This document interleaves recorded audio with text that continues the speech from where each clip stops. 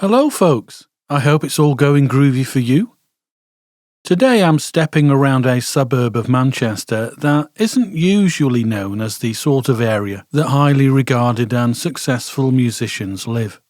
I'm in Withington, a Manchester suburb originally part of Lancashire until 1904 and situated about 4 miles south of the city centre. Now, as usual, I'll predominantly focus on one music artist in this episode, but I'll also discuss how the cost of living crisis is affecting artists and audiences alike. Withington is a deceptively charming place to live.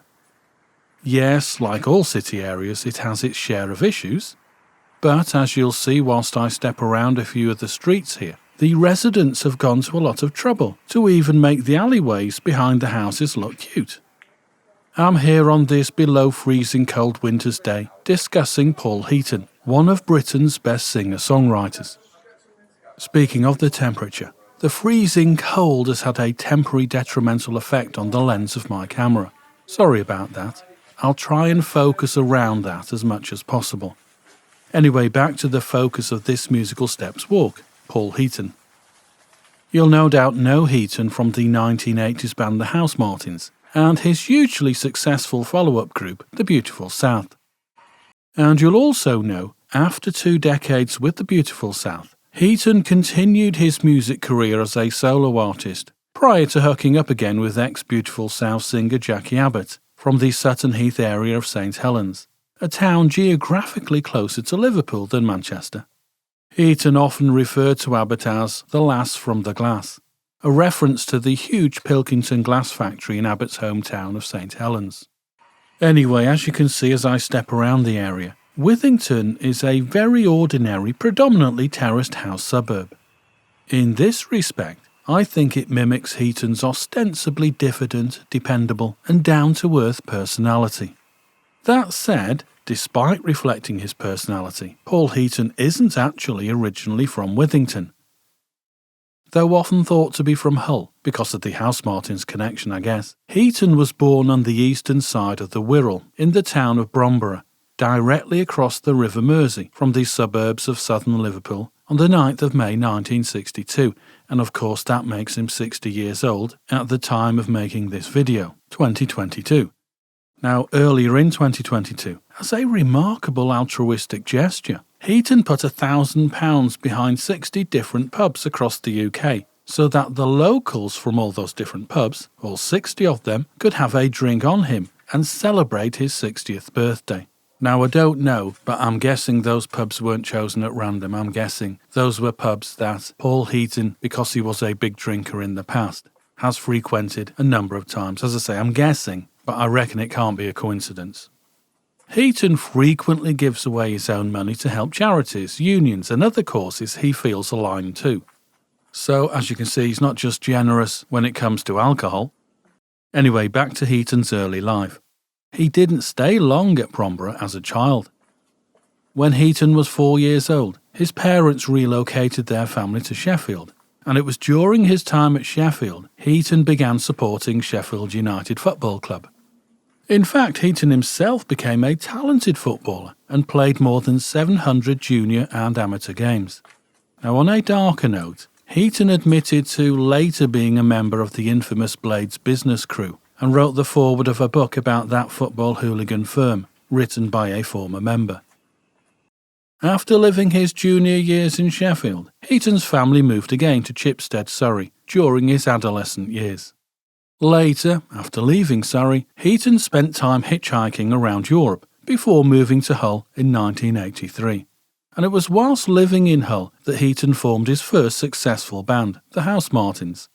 After finding success with the Housemartins when he was in his early 20s, and then later receiving huge acclaim with the Beautiful South, Heaton eventually bought a modest £175,000 house here in Withington in 2002.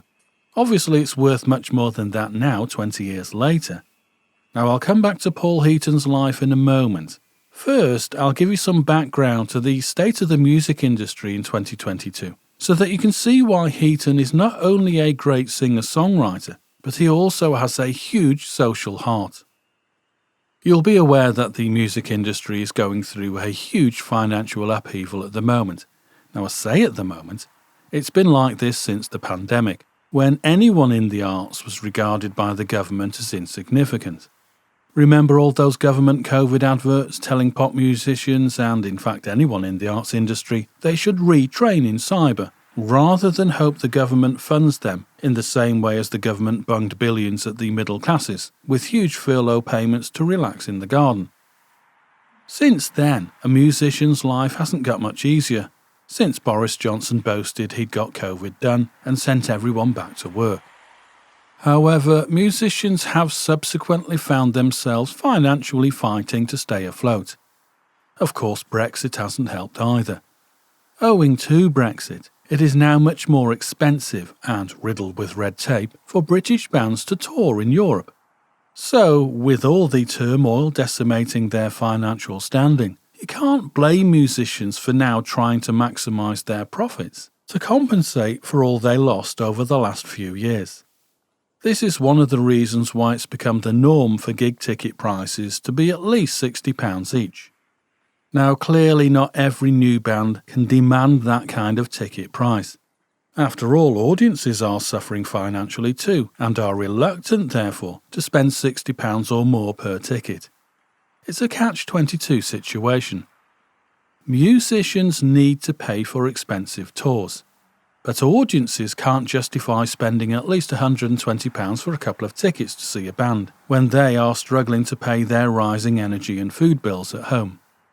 From the musician's perspective, the cost of doing their job and putting together a UK tour is becoming increasingly more expensive. The venue needs paying, the touring crew needs paying. This includes the sound team and the lighting team. The management needs paying. The musicians themselves need paying. Once all these costs are covered, the ticket price has to reflect the amount of money required to keep the tour afloat. It wasn't always like this. In the past, touring was seen as a break-even venture that was simply a promotion for the release of a new album. The money from album sales was huge and paid for tours to occur. So, to reiterate, touring was once seen as a break-even necessity to promote albums that brought in considerable amounts of money for the artist. The reverse is true today. The music industry is not like that anymore. Artists are having to constantly think of new ways to earn money from their job.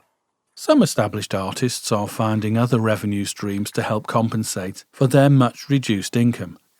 For example, Justin Hawkins, singer-songwriter and guitarist from The Darkness, has created a successful YouTube channel. Some artists rely on selling merch at gigs to help offset the cost of gigging, though that has proved problematic recently, because an increasing amount of venues are now demanding a percentage of the sales. Charlatans frontman Tim Burgess said recently, "Until artists are paid a percentage of the bar take, we should fight the demands of venues to take a percentage of the merch sales at a gig." Burgess is right. Why should a venue skim off a percentage from products such as t-shirts, programs and hats that they didn't provide money up front to produce? Anyway, let's return to the main focus of this Musical Steps episode, Paul Heaton. Heaton has made a significant gesture to his fans in relation to his tour with Jackie Abbott that commenced in late 2022. Rather than follow the perhaps understandable trend of charging in the region of £80 a ticket to see him gig, he has insisted tickets remain as close as possible to £30 each. Of course, that's a fantastic gesture to his fans. Heaton said he trimmed away as much profit as manageable to make the tour viable. Though, it must be noted, some ungrateful fans still found a way to criticise Heaton because the parking charges outside the venues was high. How on earth do those ungrateful fans think Heaton can do anything about that, or indeed, think it's his responsibility? This isn't the first time Heaton has been very generous with his money to help out a struggling society. Over the years, he's donated large sums of money to unions to support struggling members, whilst also standing on their picket lines in a show of solidarity. He once even cancelled a gig in America because he would not cross a picket line. And that particular gig was a Make It Big in America gig. But he had no qualms, he just cancelled. It went against his principles. Another sign of his generosity is when he and Jackie Abbott announced a free concert for NHS workers. He also donated a considerable sum to the UK magazine Q that closed down fairly recently. He donated a considerable sum to help the redundant journalists in their time of need. Hello Ted, hello Q staff, etc. I just wanted to thank you very much for my award. You didn't have to do that, it's ever so kind of you. And I'll show you in a minute where I'm going to put it. Thanks for your tweet and all your really kind words. It was just meant, as I said in the emails that were forwarded, it was just meant to make sure that people weren't left on their arse. And I know you yourself, Ted, would have been incredibly upset at it closing and upset for your staff and whatever. And I am as well. So, as you can see, not only is Paul Heaton a great singer-songwriter, his heart is in the right place too.